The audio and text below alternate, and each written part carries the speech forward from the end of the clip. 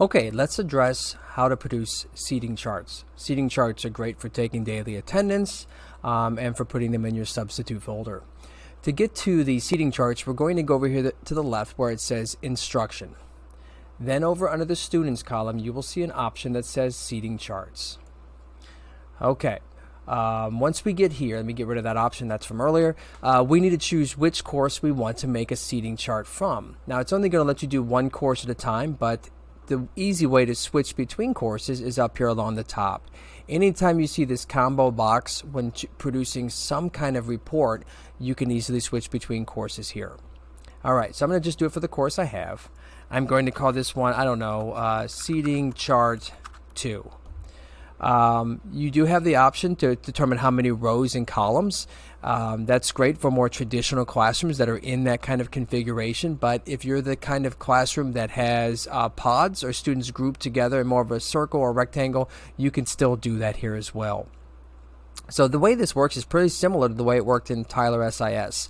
I would say, I'm going to say do not place students. If you wanted to alphabetically do it or randomly place students, you do have that option.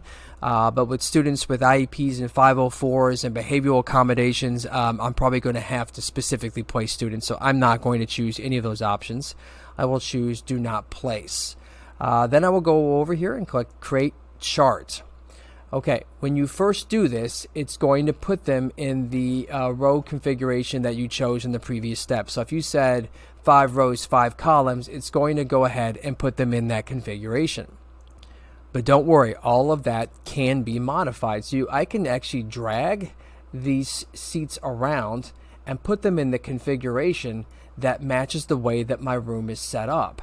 So if I do have them maybe in irregular groups, maybe this one has 3 and this group over here has 8 and this one over here sits off to the middle, you can change this however you want to.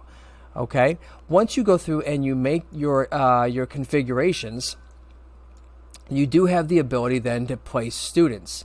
So we can drag and drop or choose one of the options I mentioned earlier. So there is a place students option. For the purpose of the video, I'm just going to show you how this works. I can drag and drop a student and it will put them there. Again, this one is not using photos since it's a demo course, but it should have actual photos in it once we connect with Canvas and get that set up. So you can see we're dragging and dropping, and I can go through and put my entire chart together however I see fit or whatever is appropriate. Once you're finished with your seating chart, then you would go up here and say Save. And that seating chart is completely finished.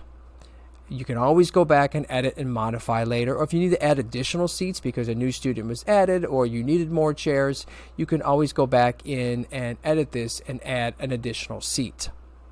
One thing I didn't mention earlier is there is an option up here to make default. So before you start assigning students to seats and you get your layout correct, you can say make default so that all of your other courses automatically use the same chair layout. It doesn't mean it's going to put students in those seats unless you choose to, but it's just going to get the layout of your room so that you don't have to do that step every time. When you are ready to print your seating chart, if you choose to do that, there is an option up here that says Print Options. And we can choose how we want this to print. Depending on your layout, you may want to switch over to landscape if it's a wider room. We can say how we want this to show up. Do we want last names and first names or just one or the other? Do we want nicknames? Do we want the picture? All of that can be added to it. And then when we go to print, again, this may not show up in the video because it is opening an additional window, but it will produce for you a PDF document in which you can save either in your Google Drive or on your desktop. And then there is a print option. That way you can send it to a printer or to one of the copy machines in the building. And I will tell you the seating chart looks even better in the printed document than it does on the web page. It's got nice sharp black lines and it's easy to read, high contrast. So that is the easy way to put together a seating chart in Infinite Campus.